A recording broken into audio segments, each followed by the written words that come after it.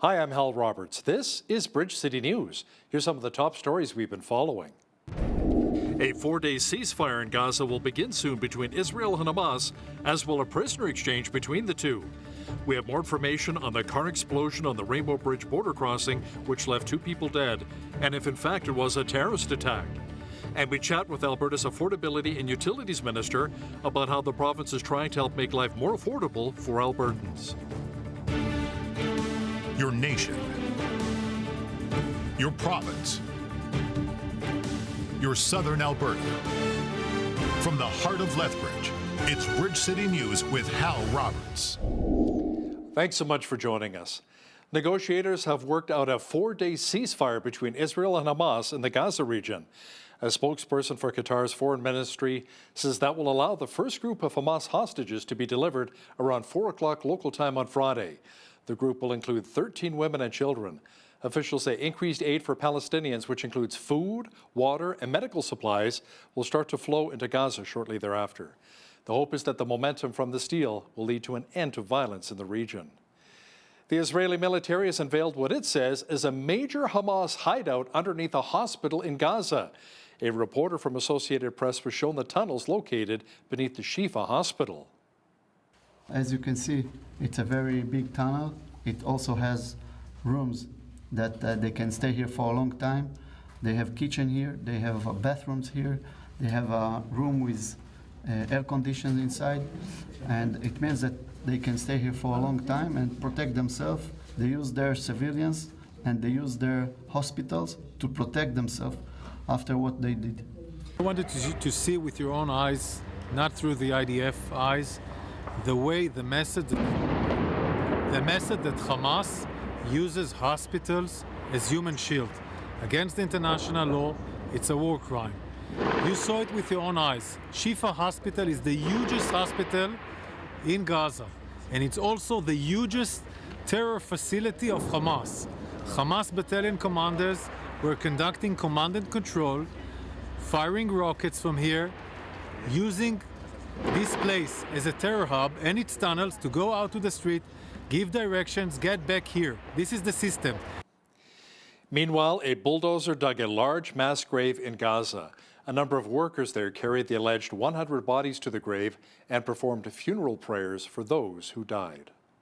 كما ترون في هذا المشهد المهيب دفن هذه الأجساد في هذا القبر الجماعي لحدوث حالة من التحلل لغالب الأجساد. إكراما لهم يجري الآن في هذا المكان دفنهم في قبر جماعي واحد في محافظة خان يونس.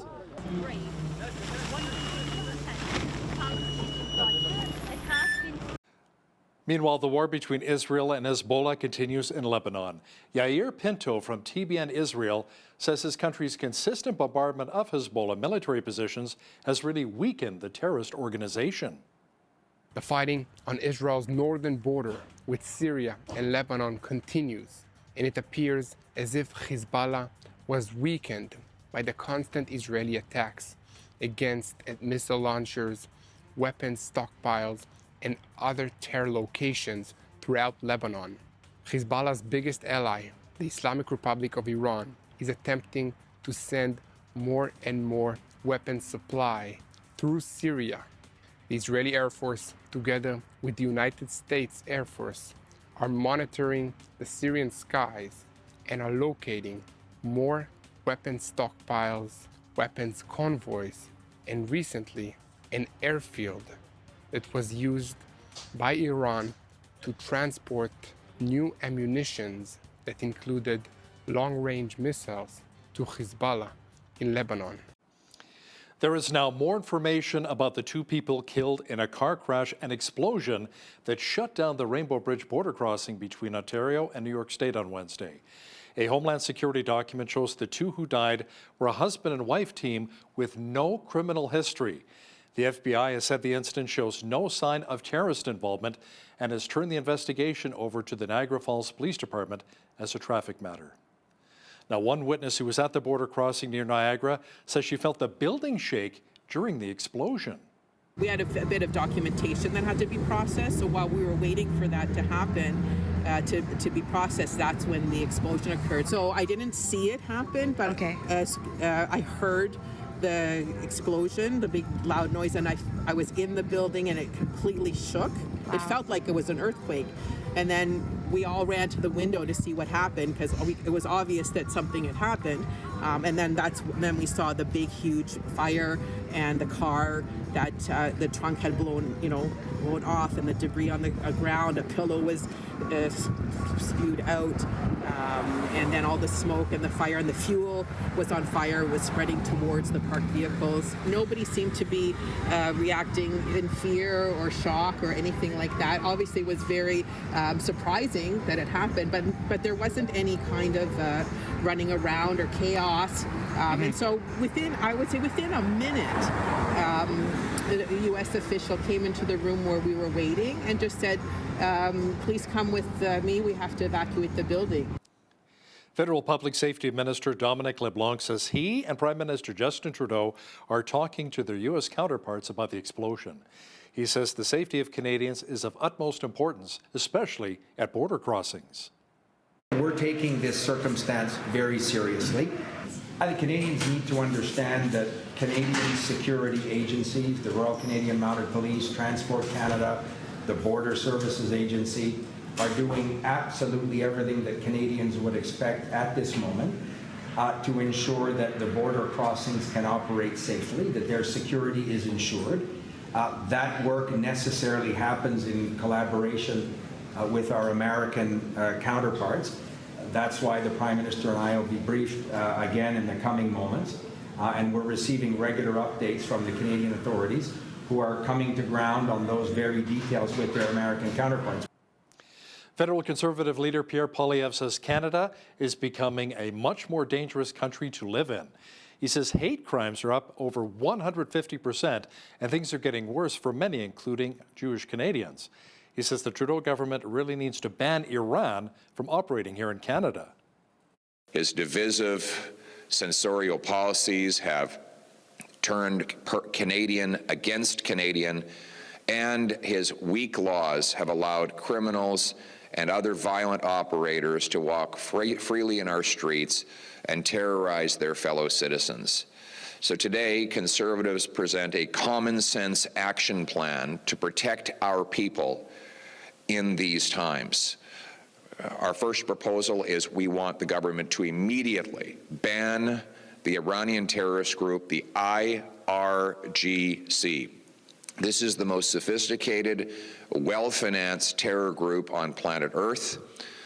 It was behind coordinating the October 7th attacks in Israel. It coordinates with other terrorist groups like Hezbollah, which are criminalized in Canada.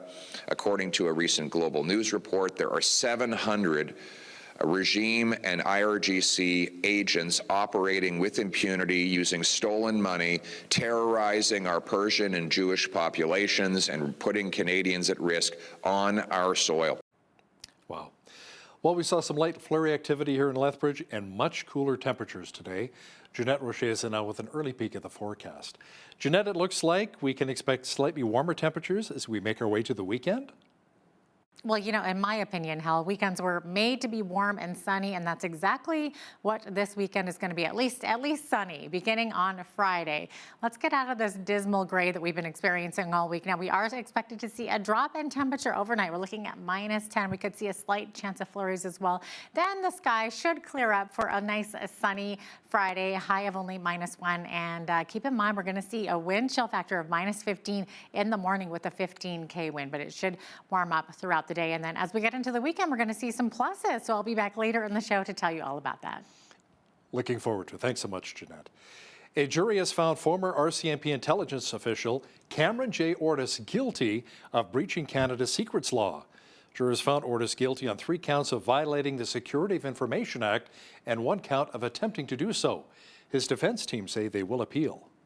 For sure we're going to appeal. We're going to appeal, and when we go back to court in January, we're going to tell the judge that, in our opinion, Mr. Ortis has served enough time, and there's no basis to further incarcerate him. The fact that he was put in jail today was quite disappointing, obviously. Lethbridge police have issued a warning about a high-risk offender who is living here in our city. Police say 42-year-old Glenn Christopher John Rutledge was released from custody after serving a one-year sentence for breaking the rules of his probation.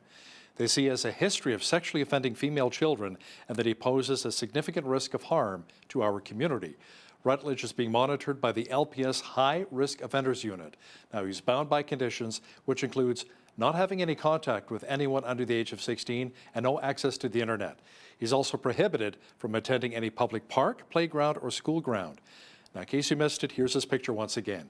Rutledge is being described by police as being 6'1", 159 pounds, with short black hair and brown eyes. You know, the world is definitely a crazy place, and sometimes life throws many challenges our way designed to try and steal our joy. Grace Fox is author of the book Fresh Hope for Today. She shares keys to combat certain joy stealers and not letting them affect your life. Those difficult circumstances, if we let them, can certainly steal our joy. But again, we have to go back to making that intentional choice to not focus on those things and learning, too, how to deal with them appropriately, like disappointment. Hard circumstances will bring disappointment. So are we going to focus on those disappointments, on how we're feeling like, I didn't deserve that, life shouldn't have brought me that, life's not supposed to look like that? Or are we going to say, okay, what can I learn from this? And how can I move forward growing through this experience? Make sure you catch the rest of Grace Fox's interview with BCN's Naveen Day coming up later in our broadcast. The pause on the provincial gas tax is scheduled to come to an end at the end of next month. That would make life much more expensive for Albertans. Well, we asked Alberta's Affordability and Utilities Minister, Nathan Neudorf, if government officials have talked about extending the pause of the provincial gas tax beyond the end of 2023.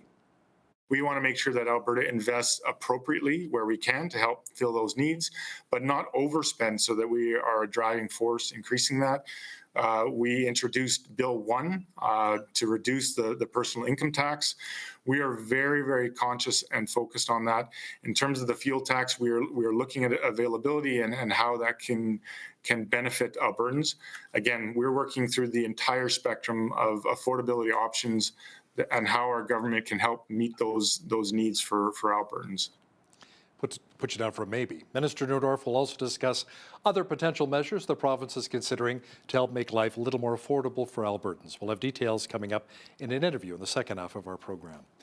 This holiday season is looking to be a very prosperous one, especially for underprivileged kids in need of a gift this Christmas, as Southern Alberta Home Builder is doing its part to give back to our community in a special way. BCN's Naveen Day has that story.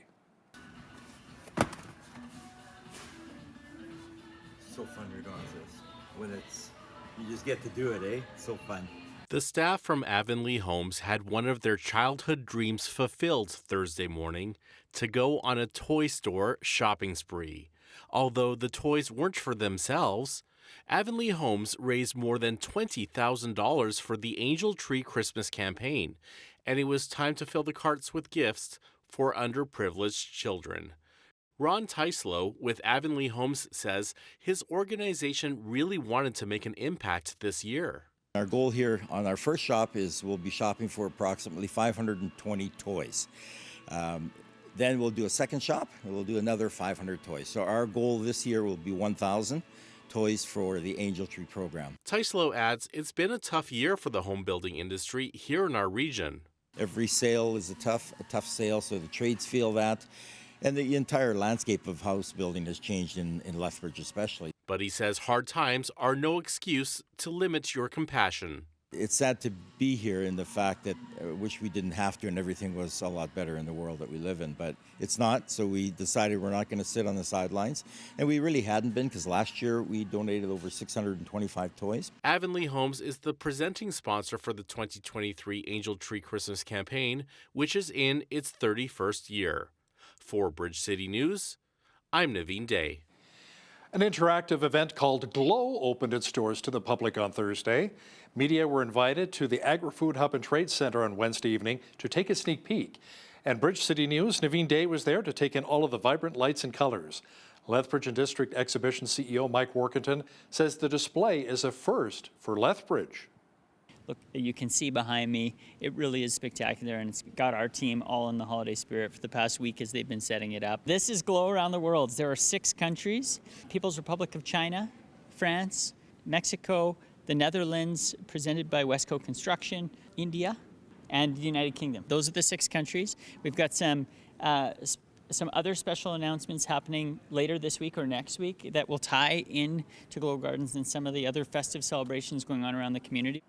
And there was Naveen swinging away. Very nice. The Christmas Light Show runs Thursdays through Sundays from now until New Year's Eve. The Green and Yellow Group is gearing up for its annual Family Christmas initiative. Over the past 8 years, the organization has been asking the community to nominate a family or an individual who needs a bit of extra help, support, or love over the Christmas season. Green and Yellow's president, Michael Gervais, says last year's chosen recipients included a young family who had recently lost their mother, along with senior citizens who had no family around. This year, the nonprofit has chosen 8 recipients to get a special visit by their volunteer Santa Claus, who will deliver gifts, food, and personal items which have been donated by the community. Ho, ho, ho! Green and Yellow Group is approaching families that have gone through either hardships or over the last 3 years through this pandemic. A lot of people have been stressed out, families split, jobs lost. There's a myriad of reasons of why we're reaching out, and that's our whole mission, is to take our gifts and what you give us and deliver them and spoil families with Christmas dinner, a Christmas wish list. So what we do is we reach out and to these families that got nominated and ask them what they want for their children, what they want for their wives, what they want for their grandmas, and their wish list for their dinner. And we'll spoil them whatever they want for their food. With the help of Southern Alberta, we make that happen, and this is the 8th year that we're doing that. And the responses we've got from the families in the past years are phenomenal. The children's, it changes their lives. They get really excited. Some of them want to come sit on your lap and take pictures with you and everything like that. So it's very heartwarming, and it's nice to see, that's for sure. Now, to check out the wish lists of the chosen families, you can visit Green and Yellow Group's website at greenandyellowgroup.ca. And the drop-off date for unwrapped gifts is coming up December 8th, and the deadline for monetary donations is December the 16th. Well, today's weather here in southwestern Alberta kind of puts you in a little bit of a Christmas shopping spirit. We had a little bit of snow, but fortunately, warmer temperatures are on the way. Full weather details are coming up.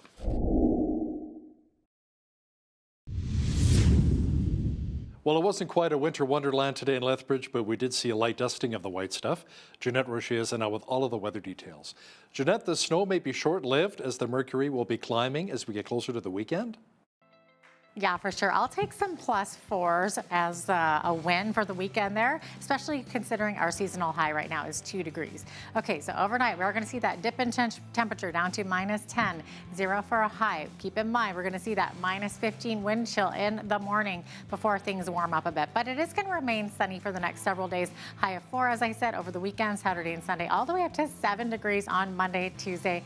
That's definitely a win for me. High of 3 degrees on Wednesday as we round out that 7-day forecast. And like I said before, average high for this time of year, 2 degrees. So we're going to be getting higher than that as we get into the weekend and beyond. Average low for this time of year, -9, 16 was our high temperature that happened back in 2005.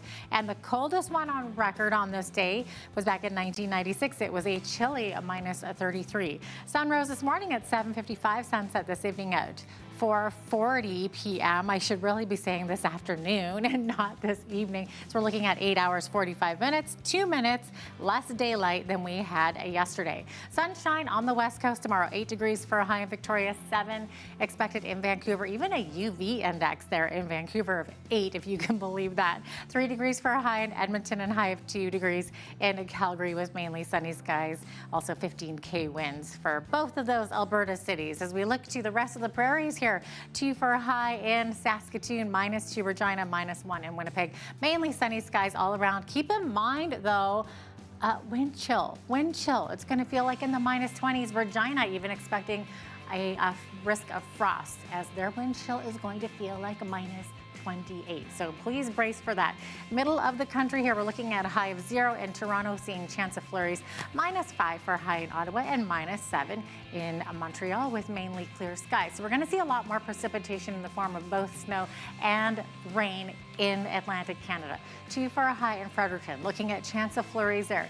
Halifax could see showers, could see flurries inland as well. 5 degrees for a high there, high of 3 degrees in Charlottetown, looking at a 60% chance of flurries. St. John's, 2 to 4 millimeters of rain expected and also a 60K wind there, high of 11. There you have it. That is your forecast. A new Rona store is coming to Lethbridge. Company officials say the Lethbridge Lowe's location will be converted to a brand new Rona over the next few weeks. Company officials say the project is part of a Canada-wide plan that will see all Lowe's stores across the country make the switch over to Rona. Rona has been in Canada since it was founded in Quebec back in 1939. Officials say the store will remain open during the conversion here in Lethbridge, and guarantees offered at Lowe's will be honored. They also say Rona will continue to maintain its commitment to Canadian vendors and its affiliated dealer network. Nexstar Energy expects upwards of 900 foreign workers to help build its heavily subsidized battery plant in Windsor, Ontario. The company says the temporary global staff will be part of the 1,600 technicians its external suppliers will use to assemble, install, and test specialized equipment.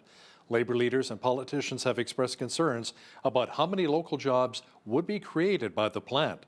Nexstar says it is still committed to creating 2,500 full-time jobs for Canadians to run the plant once complete. Electric vehicle sales are expected to hit a record 9% of all passenger vehicles in North America this year. Atlas Public Policies that will be up from 7.3% of new car sales in 2022. Atlas says EV sales will probably reach up to 1.4 million cars in the United States alone, which would mean the first year of sales of these vehicles surpassed the 1 million mark. Most of those numbers are south of the border. Now, the United States, however, still lags behind Germany, Norway, and China when it comes to EV sales. Now, here's a look at today's markets, and many of the numbers remain the same as Wednesday due to the markets being closed for the American Thanksgiving holiday. The TSX was up just under 3 points to 20,116. The Dow was up 184 points to 35,273. The S&P 500 was up 18 to 4556, and the Nasdaq was up 65 points to 14,265. West Texas Intermediate Oil was down 75 cents to 76.35 US per barrel. Natural gas was up 4 cents to 2.93 US. Gold was up 208 to 1992.25 US an ounce, and silver was up 5 cents to 23.68 US an ounce.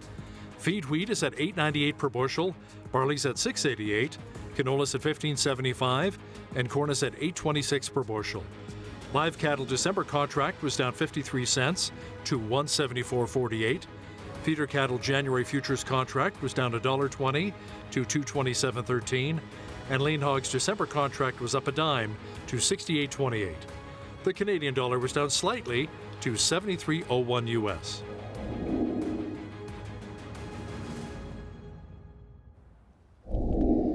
Recapping one of our top stories, negotiators have worked out a 4-day ceasefire between Israel and Hamas in Gaza. A spokesperson for Qatar's foreign ministry says that will allow for the first group of Hamas hostages to be delivered around 4 p.m. local time on Friday. The group will include 13 women and children. The Alberta government is considering more affordability measures to help with the high cost of living. Affordability and Utilities Minister Nathan Neudorf will share details with us in just a moment. When you see news happening in your community, be sure to send us an email at info@bridgecitynews.ca. And if you missed any of today's local stories, check out our website, bridgecitynews.ca. Here's today's Bridge City News Community Calendar. Support a worthy cause this holiday season by filling a decorated shoebox with gifts and essentials that any woman might enjoy and include a warm greeting or message of support. Volunteers will then distribute these gifts to local women's shelters and community agencies serving women impacted by homelessness across Canada. The campaign runs until December 10th. You can drop your shoeboxes off at Decor Out the Door and Gary Moe Lethbridge Chrysler Dodge. Rehoboth Christian Ministries and the Sunshine Auxiliary is hosting their annual Pancake Breakfast, Bake Sale, and Poinsettia Sale at the Rehoboth Greenhouse in Coaldale on Saturday, November 25th from 8 to 11 a.m. Shopping will be open until noon. The cost for the breakfast is by donation. Big Brothers Big Sisters in Lethbridge is looking for volunteers to mentor children and youth in their various programs. Volunteers commit to 1 visit per week for 1 year. They have many kids that are looking for a big brother or sister. Make a difference in a child's life and start something big. To apply, visit lethbridge.bigbrothersbigsisters.ca. And for more information, call 403-328-9355. And that's today's Bridge City News Community Calendar.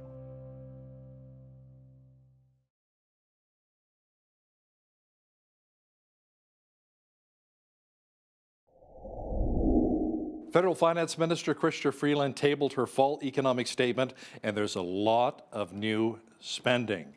Spending, federal Tory leader Pierre Poilievre says, is adding to inflation and the rising cost of living. How much will all of this new spending impact Albertans?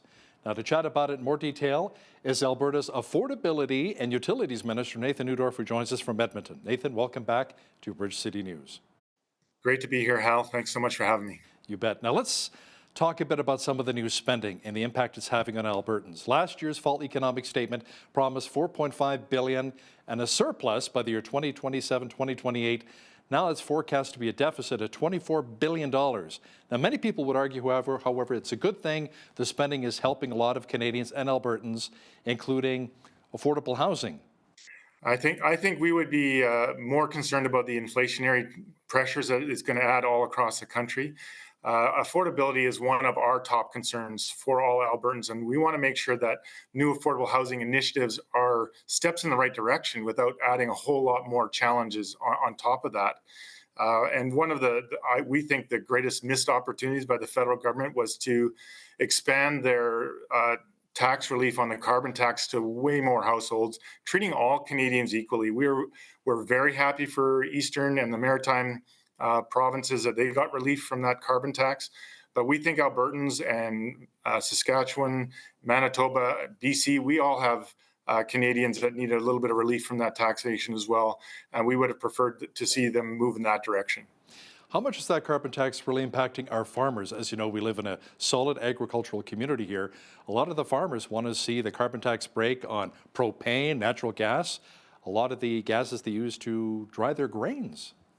Yeah, absolutely. I was just reading recently in the Calgary Herald, a Lethbridge professor talking about that so many of those grain dryers and other facilities that farmers and ranchers use all the time to make sure that we have the highest quality food in the world to be able to get to market. They're really feeling the impact of that, but it doesn't stop there. It really is impacting our schools, our hospitals, our post-secondary institutions. All of these other levels of great needed services are really feeling the hit of just a really punitive tax. They literally cannot turn the heat down in the winter. They need to do that to maintain this health and safety for students and patients. So we're seeing it everywhere, Hal. Absolutely. Nathan, the president of the Rural Municipalities of Alberta says the dialogue we're having right now about renewables should have taken place about 8 years ago. Paul McLaughlin says that's when the NDP pushed through their early exit from coal. Your thoughts? Well, he is exactly correct. This is exactly what happened. When you change the base characteristics of your entire utility grid, you need to understand how that's going to impact the market. They didn't do that. They didn't have those conversations. We think renewables are a big part of the future. We just need to be able to accommodate their unique characteristics, particularly intermittency, to make sure that we can stabilize the price of electricity for every Albertan. That's the work that we're doing. That's the work that we've asked the Alberta Utilities Commission to look into, as well as the Alberta Electric Systems Operator, to make sure that our market is structured in a way that we can have reliable, dependable, and affordable electricity for all of our constituents.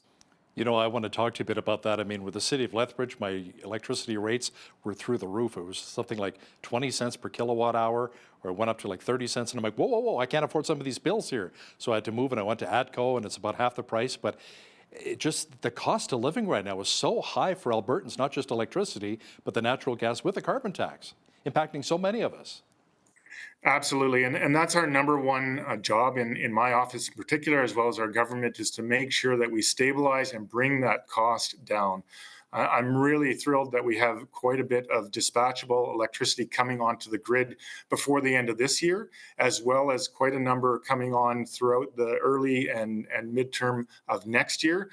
And it's projected that we'll see that regulated rate option price come down below 10 cents a kilowatt hour, which it hasn't seen since before 2020.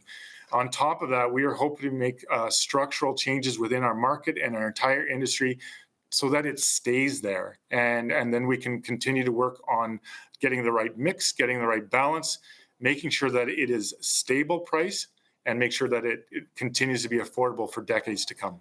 So Nathan, let's talk a bit about wind farms and solar panels. Many people agree that they can be very valuable, not only protecting our environment, but making energy a little more affordable. The province has paused approvals on new renewable electricity generation projects over 1 megawatt until February 29th of next year, I believe. Now, is that still the plan, or could that maybe even be potentially extended? It will absolutely not be extended. It is coming off at the end of February 2024. That is absolute.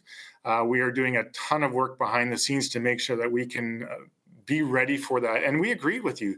Wind and solar, as well as all other forms of renewable, geothermal, biomass, are incredibly important pieces of going forward. What we need to do is make sure that we have answered the questions in terms of land usage, make sure we've answered the questions on reclamation, and make sure that we're working with the unique characteristics of renewables, their intermittency, to make sure that we have sustainable, dispatchable power when and where we need it. And with that, the conversations that we've had since we implemented the pause, we've actually seen an increase of wind and solar investment interest in the province, showing that the work that we're doing will stabilize investment and create a good marketplace for many, many years to come. You know, a lot of critics, however, when it comes to renewables say, you know what, it's just not reliable enough when it comes to solar and wind. So how do you put some of those fears at ease? Well, we think we can do both, and this isn't just about making sure that we're greening our grid and reducing our carbon footprint. We think that's very important, which is why we are looking at these great new technologies. It's also about firming up that dispatchability and making sure that we have power when we need it, when it's cold and dark in the middle of winter, or when it's really hot in the middle of summer, sometimes with cloud or smoke cover where we're not getting the solar generation that we would like to see, and making sure that we have both, and making sure that we have a grid that is robust enough, solid enough, and affordable enough that every Albertan sees the benefit of that while we approach a greener future and a lower carbon footprint. Now, Nathan, you recently joined Public Safety Minister Mike Ellis, Gerald Grovemeyer from the LPS, and Lethbridge Mayor Blaine Hagan in announcing the expansion of a new Safer Communities and Neighbourhood Sheriff's Unit here in our city. How much will this really help to curtail crime here in southwestern Alberta? We think it's going to be really beneficial. It is going to supplement the fantastic work that our Lethbridge Police Service already does. And it's going to move the center for that scan unit from Calgary right into Lethbridge. Because you can imagine having to call them in Calgary and having them gather their team and then come down to do the great work that they do to shut down a drug house or whatever other facilities that their services that they're offering. We're losing 2.5 hours in response time. Having them centered right out of Lethbridge allows for a much quicker response in the entire area, as well as creating more of that dependability so that the Lethbridge Police Service doesn't have to spend as much time in the interim waiting for that response to come and go. And the cooperative nature of those two units is going to be terrific for Lethbridge and Southern Alberta. I'm really proud of our government to come through on a major election platform plank in public safety, and I think everybody in Lethbridge is going to see the benefits of this. You know, maybe, like you said, having a scan unit here will help curtail a lot of the crime. Because people I talk to in various neighborhoods, whether it's the north, the west, the south end, they'll see one drug house shut down, and then 3 houses later, you know, a few days later, you see another one pop up. You know, not too far from the original one, so hopefully that will be addressed. What about help for many who are battling addiction issues here in our city? What new supports can the province offer? What are you hearing?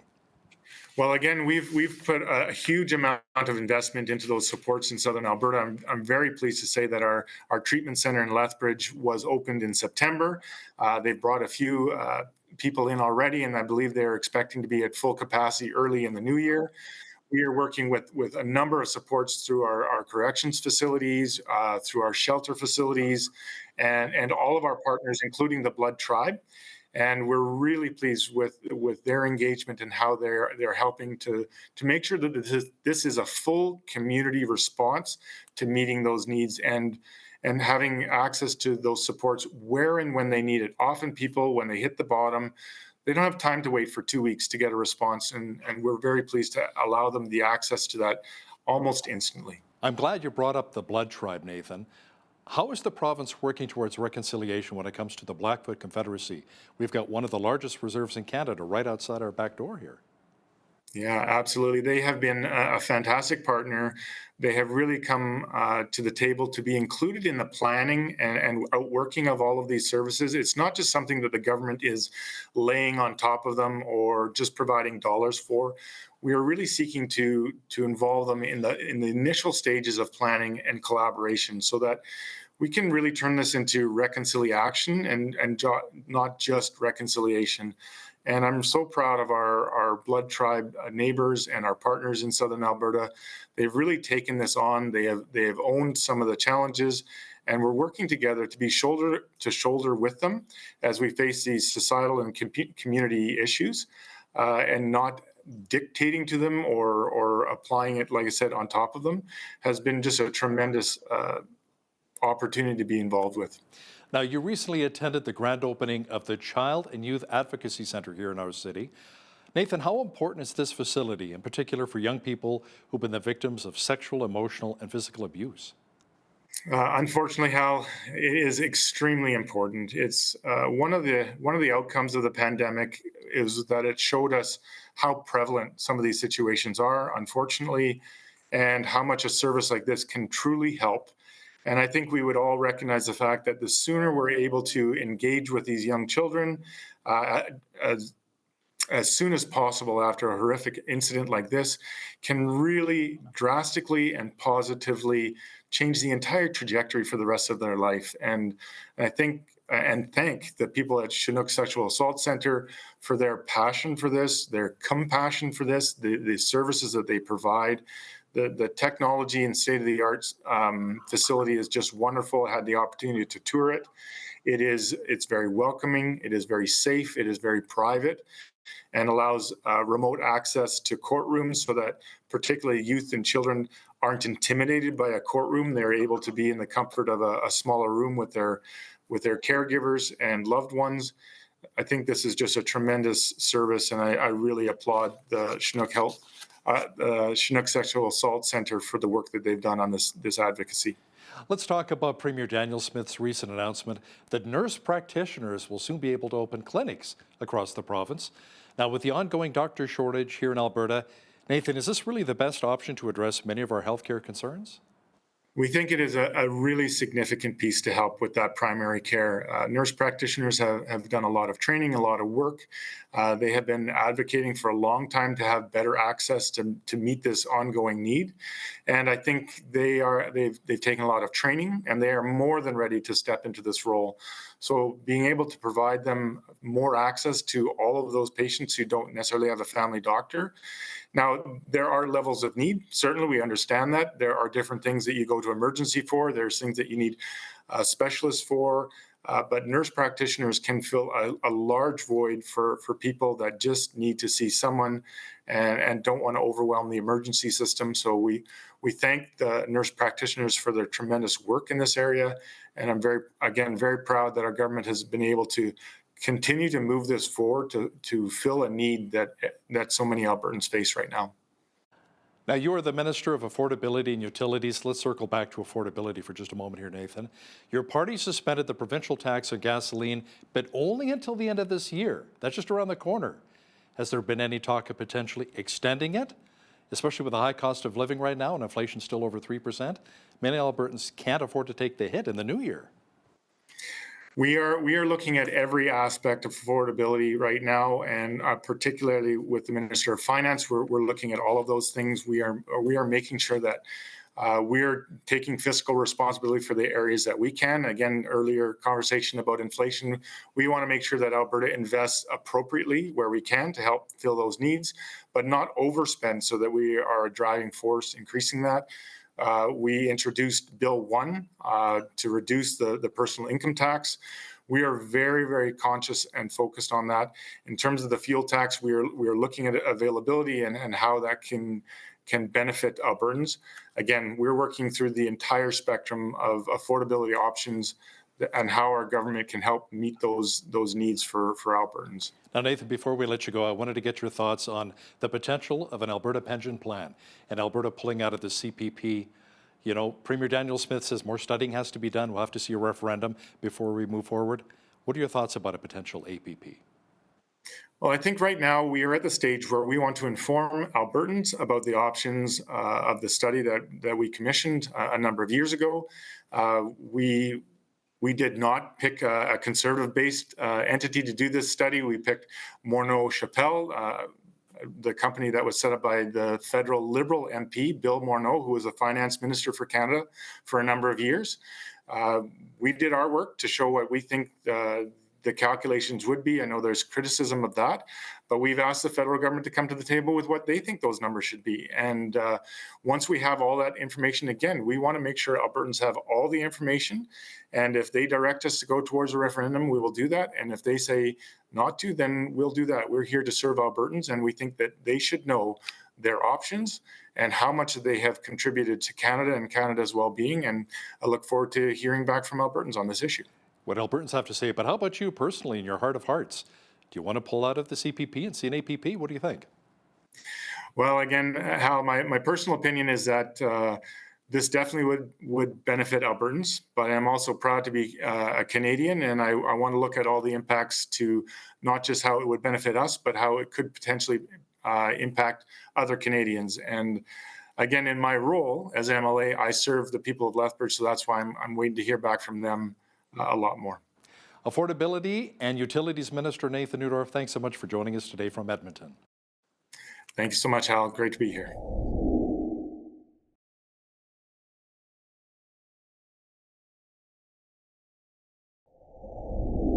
You know, depression, homelessness, and suicide are expanding dramatically in adolescents as well as adults. Do we have any answers out there for these challenges? Joining us from the Vancouver, BC area to discuss this is Grace Fox. She is a career missionary and Bible teacher at International Women's Events and has written 13 books, the latest of which is Fresh Hope for Today. Grace, welcome to Bridge City News. Thank you so much for having me. I'm glad to be with you. And you've been on before, so it's great to have you back. Tell us, Grace, how serious and widespread are these problems in our society? They're very widespread, and depression is not just, sometimes we think of it as an adult problem, but it's not just adults either. It's teenagers as well. It's young people going through depression. I think it's because we're facing so many critical issues in our society today, and these things just keep coming and coming and coming, and young people feel like they have no hope. What's tomorrow going to bring when today's news is so harsh?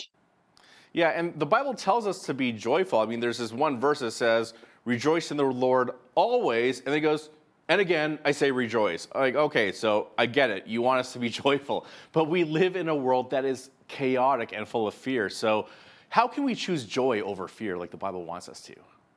Right. It is a choice. I like that you use the word choose. How do we choose it? And it is an intentional choice that we make. It's like choosing to not focus on the hard thing that we're looking at, choosing to not make that our sole focus, because if we do, we will go down. But it's choosing to move that focus to the promises of God and hanging on to those promises. Yeah, I remember as a young woman going through a really hard time and feeling like a poster that I'd had on my bedroom wall back then. It was the poster of a kitten hanging onto a rope. So the rope came down, there was a knot at the bottom, and the little kitten had its claws dug into that knot at the bottom. And sometimes we might feel like that, just digging in with all of our might to the promises of God. And that's what we need to do at times to keep our focus in the right place. I think I've seen that poster before. It was in one of my elementary school teachers' classrooms. Did the caption underneath say "Hang in there"? Yeah, something like that. Like "Hang in there, baby. When life gets tough, Yeah, tie you the got knot this. and hang on." Okay, so now in your book, you refer to two joy stealers: difficult circumstances and difficult relationships. What do you say about these? I think we've all experienced both of those. The difficult circumstances, if we haven't experienced some recently, hang on, because they will come. It's not a matter of if, but when. And those difficult circumstances, if we let them, can certainly steal our joy. But again, we have to go back to making that intentional choice to not focus on those things, and learning too how to deal with them appropriately, like disappointment. Hard circumstances will bring disappointment. So are we going to focus on those disappointments, on how we're feeling like, I didn't deserve that, life shouldn't have brought me that, life's not supposed to look like that? Or are we going to say, okay, what can I learn from this, and how can I move forward growing through this experience? And then difficult relationships. We've all had hard relationships, and again, in dealing with these relationships with people, if we just focus on how much that person is irritating us or how much they hurt us, we will go down. But here's what I do. When I'm in the middle of a difficult relationship, I choose to say, God, would you help me see that person through your eyes? Because if that person's doing something that's hurting me, there's probably some kind of buried hurt in their life they haven't dealt with. Maybe they don't even know it's there, and they're just acting out of it, not even aware that the stuff needs to be taken care of. And so, God, help me see that person through your eyes, and give me grace and compassion for that person if there's pain buried there. Now, when we're going through pain, it's hard to see God sometimes. And often people will say, how can a loving God allow all this pain and suffering? But you say God always has a purpose in our pain. So what can we do to allow pain to mold and refine us rather than embitter us? That's a really good question. And when we talk about God and suffering, I think that's just the age-old question, universal question, is how can a good God allow this kind of suffering? There are things that we're going to go through in life for which we will never have an answer. And God doesn't owe us the answer. But if he gives us the reason, I call that a perk.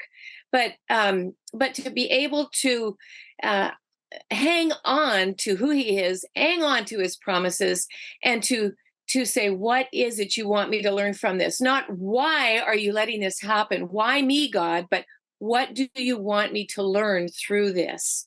That, I think, is a better question, and something that we can all grow from as we go through those points of suffering in our life. What is it you want me to learn as a result of this? Do you have any practical advice for those who need encouragement during these times of hardship?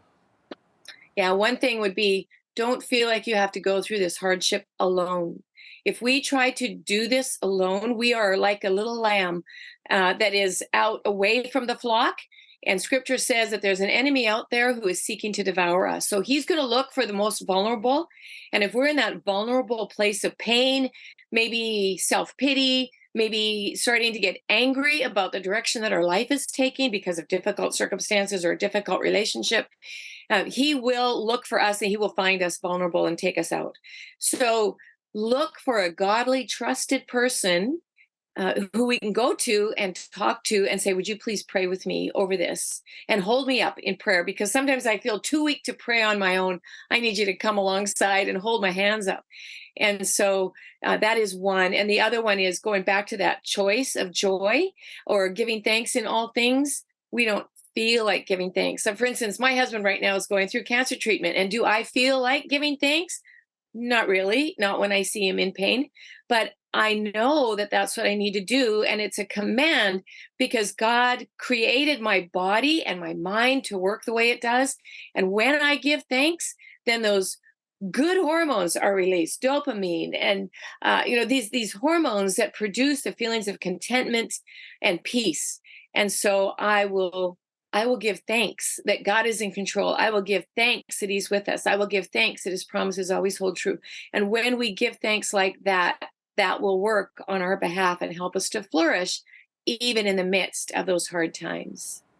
Now, many of us have a tendency to carry our own burdens when we should give them to God. And I know men especially struggle with this because we don't like to show our struggle or our pain. So how can you encourage and help us get past the place of self-sufficiency? Yeah, sometimes we tend to think that self-sufficiency is a good thing, but it's not. We tend to think that showing ourselves weak is a bad thing. But scripture it's like, it turns us on our head. It's like living life backwards or upside down, if you want to say that. So when we are weak, then God is strong. And if we are willing to admit our weakness and be okay with that, then God can step in and begin to work in ways that we can't even imagine.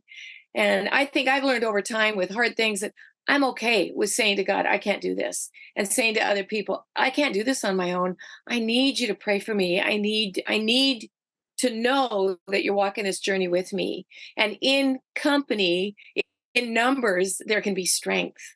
And so if it's pride that's keeping us from admitting our weakness or being afraid to admit that we've got a problem, then we just need to ask God to give us a humble heart and to move beyond that pride and to be okay with saying, guess what? I'm not enough to figure this out. I need others around me. Now, we often tend to view weakness as a hardship, but you suggest that we can rather see it as an opportunity? Yeah, when we admit that we are weak and we need others to come alongside, or we are weak and we just say, God, I need you. I need you. Then it invites him into that experience that we're going through. He wants to be there. And he tells us, cast all your cares on me because I care for you. But if we are of this mindset of, you know what, I'm okay. I'm okay. I can do this on my own. We are going to run into a problem. We are going to hit a wall at some point.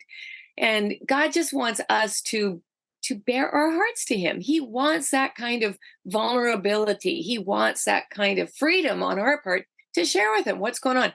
It's not like we can hide it from him, right? He knows about it anyways, but he wants that relationship with us. And so to be able to just say, I need you, God, sometimes we don't even know how to put it into words. Sometimes it's 2-word prayers, Jesus help, Jesus help. That's all we can get out. And that's okay because he understands our heart. You write that God addresses fear more than 350 times in the Bible. Why do you think that is? Because he knows our heart, because he knows where we're at, and he knows that fear is a big deal. And so he comes and reminds us, do not be afraid, for I am with you. Do not be afraid. I hold you in my right hand. I will never leave you or forsake you. Over and over again, he reminds us that we don't need to be afraid. And fear is a natural response. It is. He knows that too. There's a natural response. It's that flight, fright, fear, run away from it, hide from it, whatever. All of that is a natural response to those hard things that we face. But he says, you don't have to go there. You don't have to let it control you because I'm with you. You say we're all given a choice that can override a negative bent. What do you mean by that? Oh, our human negative bent is always to go towards the worst case scenario. And our minds can go from point A to point B in a nanosecond. So we might be sitting here. I'll give you an example. I was sitting on the sofa one night. My husband was beside me. He's watching a ball game and I'm messing around on Facebook. And all of a sudden, this thought came into my head of, oh, I looked at my husband and I said, I just love this man. What would I do if something ever happened to him suddenly? Oh no, I can't even balance a checkbook. I would run into financial problems. Oh no, if he all of a sudden died, how would I tell the kids that their father is gone? And I just went to planning his funeral in that nanosecond. And that's where our minds will take us. We have to reel those thoughts in and refuse to go there. If we understand that our human bent is always that worst case scenario, to start saying, not going to go there, it's like putting up a stop sign and just saying, stop, not doing that. That's where giving thanks in every situation comes in. That's where, instead of going to the what if, I'm going to say, thank you, God, that you are in control and you hold me in your strong right hand. And you say that everything changes when we trust the Lord, but sometimes circumstances don't change, do they? No, all right, that isn't necessarily going to change our circumstances, but it changes our perspective and the way we view our circumstances. And that really changes everything. Because instead of looking towards that worst case scenario and expecting the worst to happen, looking through life with a darkened lens, we look at life through God's perspective and through his truth, the truth of his word that says, so long as we're warm and breathing, we will go through hard times. We will have suffering, but fear doesn't have to run our life. It doesn't have to dictate how we perceive things. When we perceive life through God's word and the truth of his word, it changes everything. What do you hope readers will learn or discover from reading your book? I want my readers to find encouragement.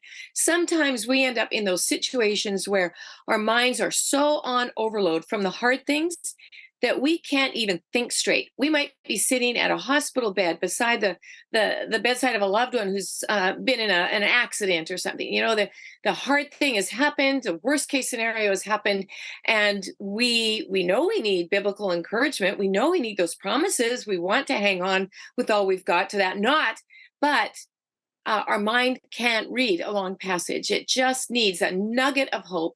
And that's what I've done with this book and the two prior to it. It's a set of three, really, where these books will offer that little nugget of biblical encouragement and hope that we can hang on to all day. What are those other two books?